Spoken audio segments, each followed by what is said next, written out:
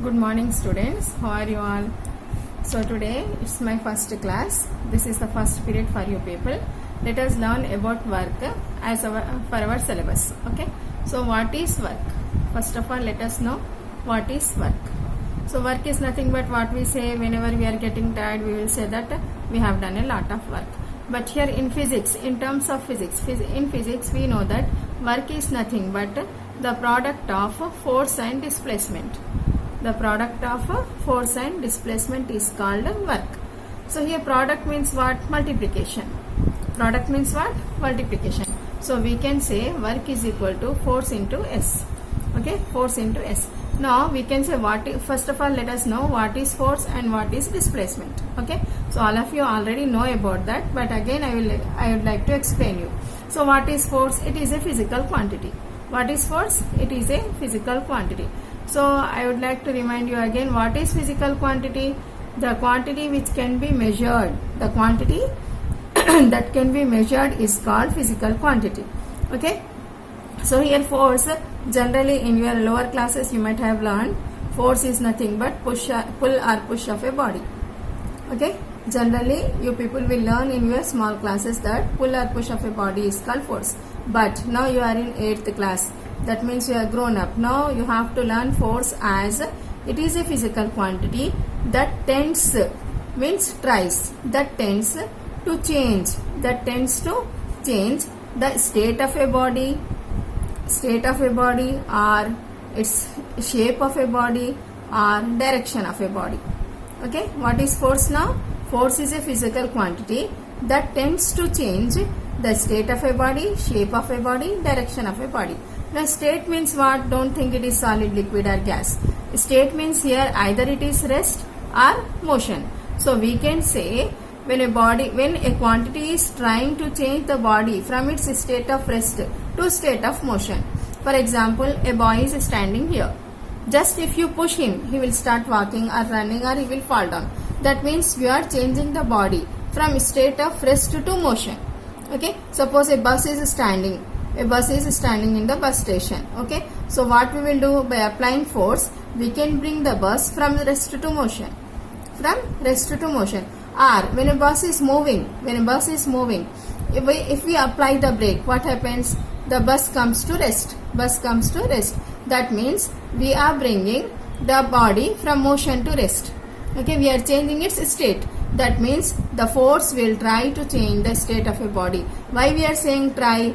Means suppose here is a boy, there is a wall, he is applying force, but we cannot move this wall. No, can we apply force to move the wall? We cannot. How much force we can apply, but we can't move the wall. That's why, that means we are trying. That means he is applying the force, but he is unable to move the wall. That means though we apply force, we can't move the wall. So this force means he is tend means try, he tried. Okay, so that means force is nothing but it is a physical quantity that tends to change or changes. We can say that tends to change or changes. Why changes? Because we are moving the bus from rest to motion or motion to rest. Here we are doing, but here we are unable to do. So we have to use the term tend.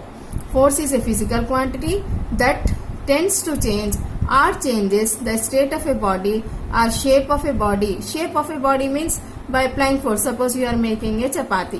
While making chapati, you are applying force to make. So first we will make the small piece of dough. Then we will apply the force and make a bigger size. Okay, means we are changing the size of the chapati from a small piece of dough to a big chapati. Or we can make the shape of a chapati in a square or any shape. Or else we can change the shape by applying force. Suppose you take a sponge or duster. It is made up of a sponge. By applying force, you can change the shape of that duster. Means by applying force, we can change the shape of an object. Or we can change the direction of a body. Suppose a boy is moving on a cycle. If he want to take a left turn, he has to apply some force. Okay, by applying force, we can change the direction of a body. So what is force now? I think you might have clearly understood. What is force? Force is nothing but a physical quantity. That tends to change or changes the state of a body, shape of a body and direction of a body. Okay, is it clear? Then coming for the displacement. Displacement is nothing but the shortest distance covered by a body. So what is displacement? Displacement is nothing but shortest distance covered by a body. So what do you mean by now here? What is, we can say in another terms also, shortest distance covered by a body is called displacement. That means suppose a body is moving from point A to point B. The distance how much he has covered is nothing but the displacement. Okay, means he is changing the position. So changing position is also called a displacement. Okay, so here suppose a body is moving in a circle. If the starting point is here, he is moving round and coming back to the same position. What will be the displacement? Yes, it is 0. The displacement becomes 0. Why? Because the initial and final positions are same. That means he didn't change. He didn't change his position. Then the displacement will become 0. Whereas the distance is nothing but the total path covered by the body is the distance, right? So distance can never become 0, but displacement can become 0. So anyhow, what is work? Work is nothing but force into displacement, or we can say the horizontal component of force into displacement. What we can say? Horizontal component of force into displacement is called work.